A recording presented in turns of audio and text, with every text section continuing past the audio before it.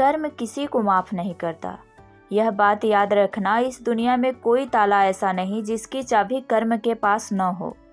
कभी कभी इंसान सोचता है मैं बच गया, किसी ने देखा नहीं, कोई पकड़ नहीं पाया, लेकिन इंसान यह भूल जाता है कि कर्म सब देख रहा होता है। कर्म को न आँख चाहिए, न कान, न सबूत, न गवाह। वह सीधे इंसान के जीवन पर वार करता है। जो दूसरों को रुलाता है वह किसी दिन खुद रोता है। जो धोखा देता है वह किसी न किसी रूप में ठगा जाता है।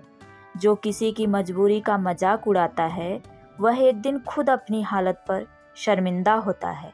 कर्म तुरंत सजा नहीं देता, इसलिए लोग समझ लेते हैं कि शायद कर्म नाम की कोई चीज़ है ही नहीं। लेकिन कर्म देरी करता है, इनकार नहीं। वह इंतजार करता है कि इंसान खुद अपने पापों की लिस्ट पूरी कर ले और फिर एक साथ हिसाब चुकता करता है। कभी धन के रूप में चोट करता है, कभी स्वास्थ्य के रूप में, कभी रिश्तों के रूप में, तो कभी सम्मान के रूप में।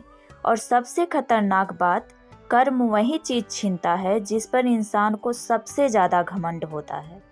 इसलिए संभल जाओ। अगर किसी माँ की आह लगी है, अगर किसी बहन की बद्दुआ लगी है, अगर किसी मजबूर की सिसकी जुड़ी है, तो समझ लो कर्म ने तारीख लिख ली है। भगवान माफ़ कर सकते हैं, इंसान माफ़ कर सकता है, लेकिन कर्म किसी को माफ़ नहीं करता। वह सिर्फ लौटा कर देता है, ब्याज समेत। इसलिए आज अगर तुम्हारे पास अवसर है अच्छा बनने का, तो उसे मत खोना, क्योंकि जब कर्म सीख सिखाने पर आता है तो सबक बहुत महंगा होता है। महादेव देर करते हैं, लेकिन जब कर्म चलता है तो बचने का रास्ता नहीं बचता। राधे राधे।